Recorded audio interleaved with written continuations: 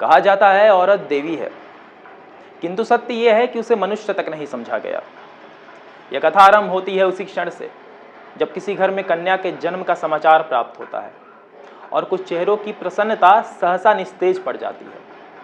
प्रकृति को प्रकृति कहा जाता है, धर्म को धर्म, ईश्वर को ईश्वर और कर्म को कर्म, किंतु औरत, उसे अनेक नाम प्रदान किए गए, नारी, स्त्री, महिला, जननी, अर्धांगिनी और शक्ति।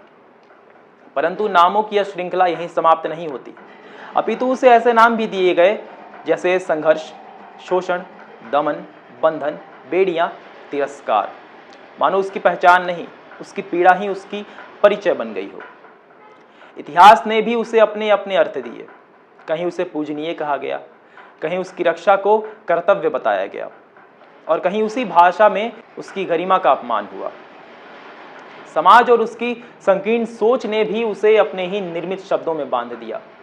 पितृसत्ता, कुप्रथा, रूढ़िवादिता, संकीर्णता, पराधीनता, मर्यादा और अंततः उस स्त्री के अंतर्मन ने स्वयं को जिन शब्दों में अनुभव किया वे थे मौन, वेदना, करुणा, पीड़ा, व्यथा और संताप। यह प्रकृति, यह स्त्री सदैव प्रश्न करती रहेगी, क्या पति के निधन के उपरांत चिता पर लेट जाना ही प्रेम का प्रमाण है? वह यह भी पूछेगी, क्यों चरित्र पर आक्षेप सदैव उसी पर लगाए गए?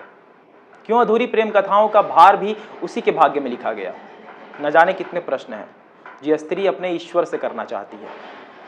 यह कथा नवीन नहीं है, यह अनादिकाल से चली आ रही है, न जाने कितने युगों से। घूंघट और समाज द्वारा गढ़ी गई परंपराओं की अदृश्य बेड़ियों ने स्त्री को जकड़ रखा है। नियम बनाए गए, किंतु केवल उसके लिए। मर्यादा, लज्जा, शर्म, संस्कार, कर्तव्य और त्याग। उसकी स्वतंत्रता को भी शब्द में सीमित कर दिया गया।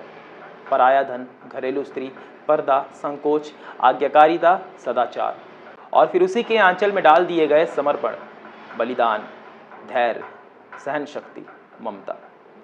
समाज ने उसे मर्यादा तो सिखाई, किंतु स्वतंत्रता कभी नहीं दी। उसकी इज्जत को ही उसके विरुद्ध शस्त्र बना दिया गया और रीति रिवाज तथा संस्कारों के नाम पर उसके स्वप्नों का गला घोट दिया गया। अनगिनत वर्षों से वह इन शब्दों की अदृश्य बेड़ियों में बंधी रही, किंतु प्रश्न यह है कि यह मौन कब टूटेगा? कब यह पीड़ा स्वर्ग बनेगी? कब तक उसकी कहानी समाज द्वारा लिखी जाती रहेगी? कब तक?